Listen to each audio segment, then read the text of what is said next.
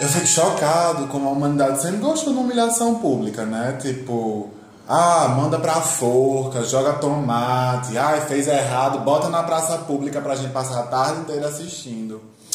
Você assistiu o Corcunda de Notre Dame, quando o Quasimodo é quase linchado e aí a Esmeralda intercede por ele? Ai, coitado. Eu assisti, mas faz tanto tempo já, né?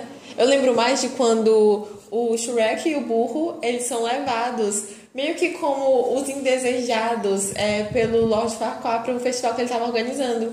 E, assim, Luca, por mais que fosse o sentido da cena fosse ser engraçadinho, a gente vê que ele era basicamente uma humilhação pública mesmo que eles estavam querendo fazer com eles.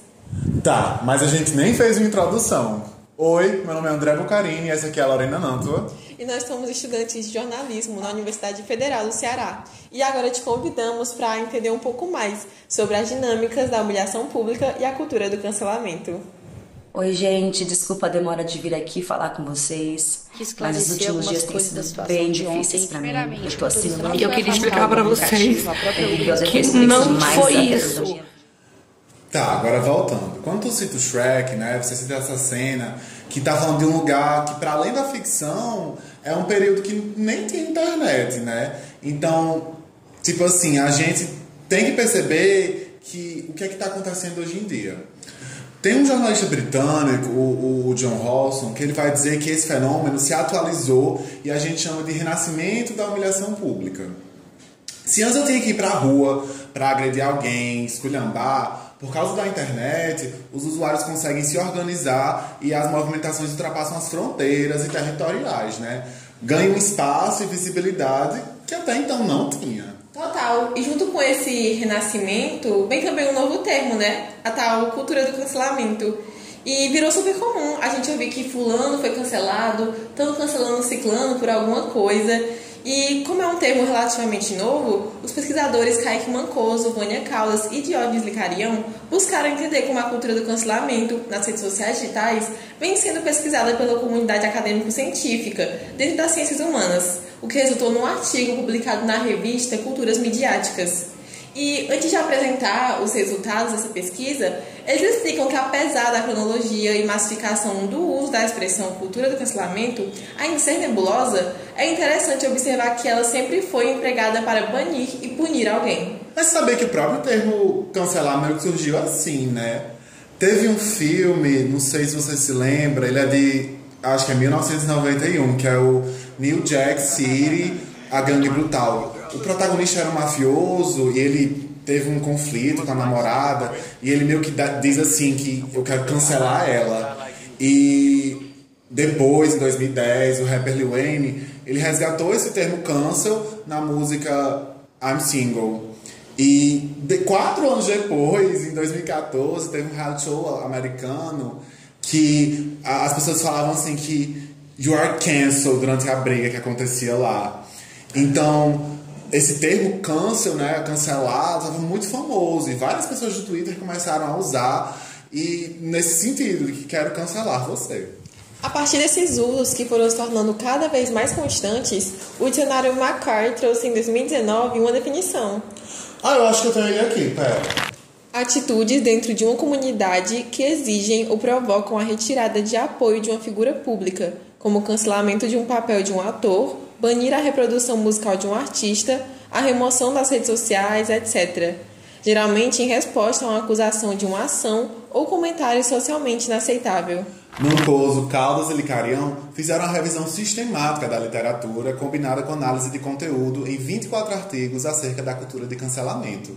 E nisso eles viram que a prática começou a ser estudada a partir de 2020. E até o ano de 2022, o Brasil e os Estados Unidos foram os países que mais produziram pesquisas a respeito desse tema, com 8 artigos cada.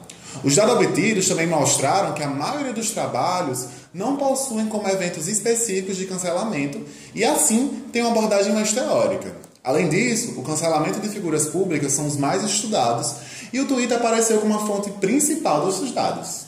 Mesmo não sendo a intenção do artigo, os pesquisadores levantaram as principais características da cultura do cancelamento a partir do material que foi analisado.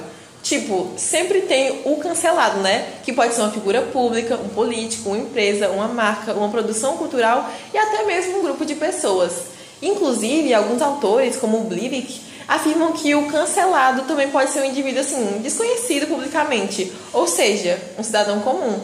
E se esse indivíduo está sendo cancelado, é porque foi apontado algum motivo que está relacionado com o comportamento do cancelado considerado socialmente condenável. A cientista político britânica americana Pippa Norris aponta que as atitudes do cancelado geralmente afetam negativamente tópicos controversos, sensíveis e polarizadores, como aqueles relativos a questões de sexo e sexualidade, identidade de gênero e sexismo, racismo e identidades étnicas ou religiosas. Tá, mas quem é que decide como vai ser o cancelamento, né? A insatisfação com o comportamento do cancelado gera um sentimento de pertencimento. E surge uma espécie de júri virtual que vai determinar a pena que o cancelado merece. Eles se unem, demonstram sua insatisfação e são munidos de dislikes e retweets. É quase como se fosse a tocha deles. Mas a penalidade mesmo pode vir de várias maneiras, como a perda de patrocinadores, seguidores, compradores e até credibilidade. Sem contar nas ofensas, né, linchamento e a forte presença do discurso de ódio. Inclusive, algumas pessoas se utilizam do cancelamento de alguém para expressarem seus preconceitos, né? Não é surpresa que o cancelamento frequentemente traz à tona comentários homofóbicos, machistas e racistas.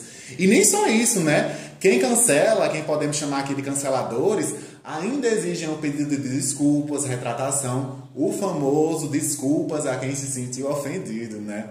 E tudo isso gira em torno desse grande evento que é o cancelamento.